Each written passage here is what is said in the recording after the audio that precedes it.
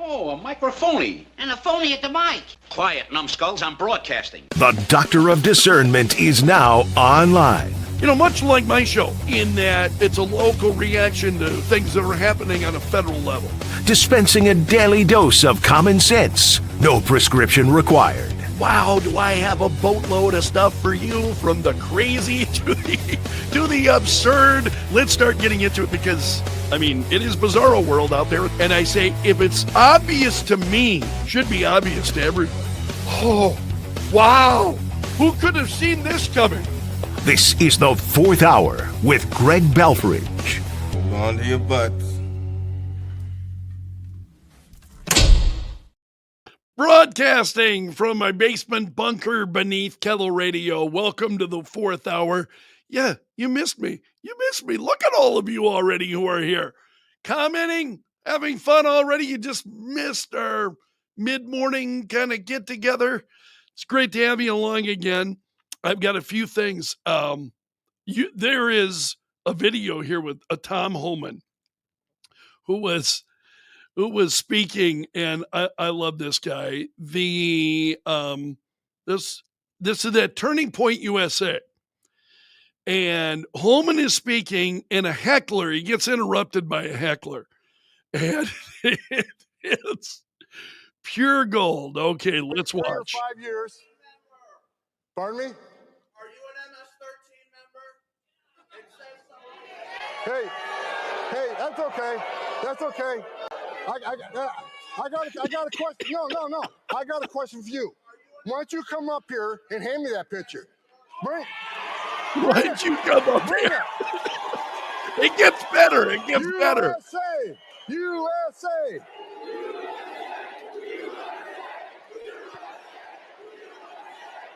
Now watch what he's learned from Trump. Because this is pure Trump. All right. They got morons like this all over the country. He gets better. This guy wouldn't like the surface nation. This guy ain't got the balls to be an ICE officer. He hasn't got the balls to be a Border Patrol agent. This guy lives in his mother's basement. The only thing that surprised me, you don't have purple hair and a nose ring. Get out of here, you loser.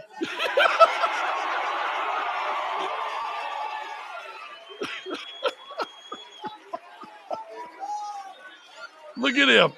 Oh. And you're such a badass. Meet me off stage in 13 minutes and 50 seconds. Listen to the crowd, man. Yeah. I guarantee you, he sits down to pee. He sits down to pee. Oh, Tom Homan, tell me that he's not learning lessons from Trump. I mean, that guy, he is a serious badass, I think, Tom Homan. I had to share that with you. It just cracked me up. Okay, let's go to Town Hall. There were a couple of pieces at Town Hall that were worth sharing with you. Explosive report reveals Secret Service knew about the threat against Trump's life. Let's take a look at this. The report details multiple layers of mishaps and miscommunications. Yeah, a lot of that we knew. And so they knew, they said nothing. A year after the assassination attempt on Trump, a new GAO report confirms what many suspected. The Secret Service had classified threat intelligence 10 days before the Butler rally. They never told the agents. So let's take a look at see if there's any more to that. They never told the agents assigned to Trump, no sniper team, no warning, bureaucracy. A system built to not share unless the threat was imminent. Yeah, this is absolutely crazy. No one's been fired. So yeah, I think there are folks and I believe this from the beginning, there are folks at Secret Service who should be gone. There are folks that should be out. They should be gone. That's it. Should have had Doge come into the Secret Service. Trump has been very supportive of his agents. He knows them. He's spoken very highly of the team that protects him. But he's also been very clear about the failures. Did you see that piece that Trump did with Laura Trump on Fox over the weekend?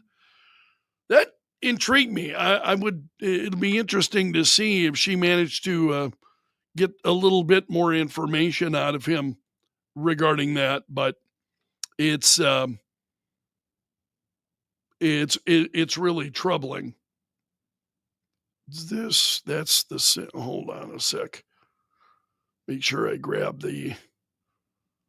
It's been a while since I've done this. It's like learning how to ride a bike again. Okay. It's the same way upstairs earlier this morning. It's like, no, I got it. This, then this, then this. The Biden auto pen scandal over at PJ Media. So the New York Times did a story with Biden over the weekend. And I didn't mention it on the radio show this morning because, it's Biden, it's the New York Times. So anyway, this is, who's writing this one? Matt Margolis saying it was a big mistake. And this is it right here. The report reveals that Biden merely signed off on the standards that he wanted to be used because there were a huge number of people who received clemency, more than 1,500 people, excuse me, that had received clemency. And so what he did was he didn't go through each individual. What he did was he signed off on criteria. So like, these are the criteria and so on.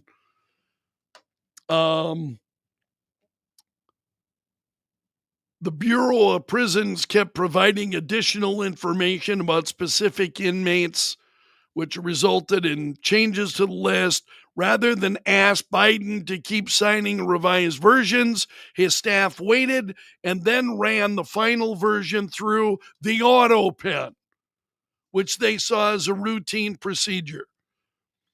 Biden wants Americans to believe that he personally reviewed and decided the fate of these 1,500 people, yet the evidence shows that he simply approved broad criteria and let his staff handle the actual decisions. So Biden didn't issue the pardons. He didn't review them. And I understand that you would have staff, but wouldn't you have your staff bring those to you and then you make the decision? Right? Because you're the chief executive. I'm the guy who's signing the pardons, whether it's me or the auto pen. That's my name on the pardon, right? And so if you got your staff bringing them to you, wouldn't you then do your own due diligence to ensure that the ones you're signing off on, it's just absolutely crazy. So Biden, and again, more hot words for Trump in that interview. And I just thought the guy is just not with it. Absolutely not with it. Democrats seem to be lost, at least from my perspective. And I'll give you an example of what I'm talking about. Now you've got House Democrats trying to force the release of the Epstein files. We talked about this morning. I'm really hoping Trump has got some move here that I'm not seeing. And that's not hard to do. It would not be hard to do. But I hope there's some move coming here that I'm not seeing. So Democrats now are making it a political issue. So they want to take advantage of a blow up between Trump and the base over the Epstein files. Representative Ro Khanna of California said he's filing an amendment to the cryptocurrency bill, which would require Pam Bondi, the U.S. Attorney General, to retain, preserve, and compile any records or evidence. Then she would have to release and publish them, and this is what's going on. So now the Democrats are hopping on board. Good luck trying, I think, this issue of the Epstein files. You know, we talked about it on the program this morning. I wonder if Trump knows something that we don't know. Maybe he does. Maybe there's some reason. Maybe I do not believe it's to protect himself. I don't believe his name is in the files. I don't believe that was ever the issue. Is it somebody else? Who is he protecting? What would happen if he, I mean, I guess, you know, my own belief would be, hey, you know, people made their bed. It is what it is. So I don't know what's going on there. Democrats trying to make political hay. Is that, will the Democrats be able to use that Epstein issue to try and separate the base from Trump? What do you think? I mean, I'd love to get your perspective on that, but I just don't think that'll work. Because even if, let's assume, okay, I'm angry with Trump. I'm not, but let's just say I'm angry with Trump. I'm upset. I don't like it. What, suddenly I'm going to embrace the Democrats? Suddenly, you know what the left is doing that's palatable to me? No, absolutely not. So I just don't, I'm let them try. We'll see what happens. Victor Davis Hanson is somebody that I have mentioned a number of times. He's somebody I greatly admire. And he's written a piece at the New York Post. Why the left, from normal Democrats to Antifa, have lost their collective minds. And he goes on to talk about Representative Hakeem Jeffries posing with a baseball bat to show how dangerous he is in opposing Trump's budget bill,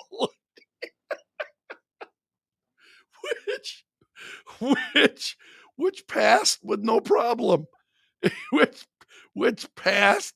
These guys do these long floor speeches, and you and I guess we're supposed to just sit in our corners.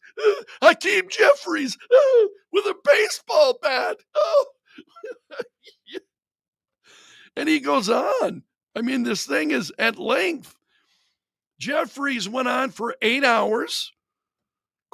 Senator Cory Booker went on for 25 hours, both to no effect. They're just playing to their crowd, you know? So no effect, weren't able to stop Trump, right? They weren't able to stop Trump. They weren't able to stop what was going on. Republicans continued on. And it just goes on.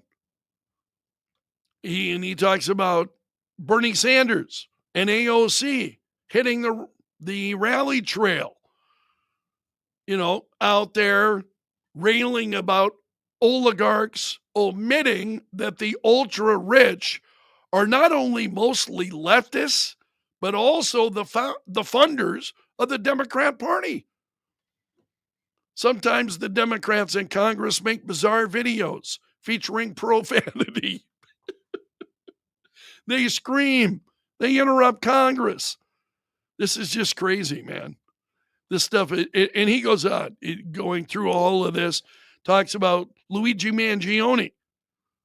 He's the one who is accused of murdering the healthcare executive.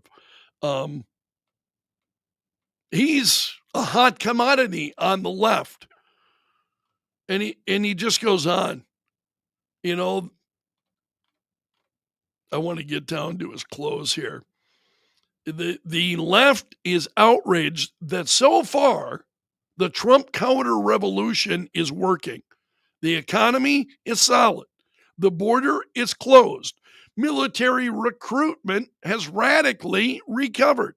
The budget bill is passed. The Iranian nuclear threat has lessened. NATO is strengthening. The Middle East has a chance for calm. Tariffs did not cause inflation. Deportations created more, not fewer, American jobs. Biological men will likely no longer be winning women's athletic contests. Add it all up, and the impotent left, in all its orthodoxy and street manifestations, has become unhinged. And why not? When it rightly fears that not just its power, but the very sources of its power are in mortal danger.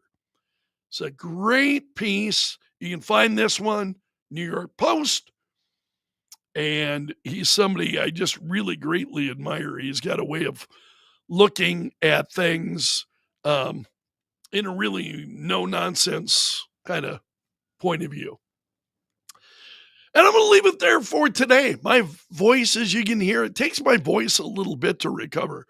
So I enjoyed my week off. Didn't really do anything. I did some cleaning at home. My Batman collection really needed a big cleanup. So, but so I sat around. Katie was working, so it was just me and the dog, and I enjoyed the week. Spent time with a few friends, my daughter, but most of it just around the house, and did not use my voice. And so now that I'm back and using my voice again, you can hear how raspy my voice is. So I'm hoping a lot of water today and a little bit of rest, and we'll do it again tomorrow, and it'll be back in no time. But the voice, when you just don't use, it's a muscle like any other muscle, and if you don't use it, so forgive me for being a little bit hoarser than usual this morning. So that's it. That's a wrap from the bunker this morning. You made it to the end of the video, so thank you so much for being part of my gallery of champions. Special salute to the Bunker Brigade, those of you who are here each and every day, and I will see you again tomorrow, my friends. So until then, I'm underground and gone.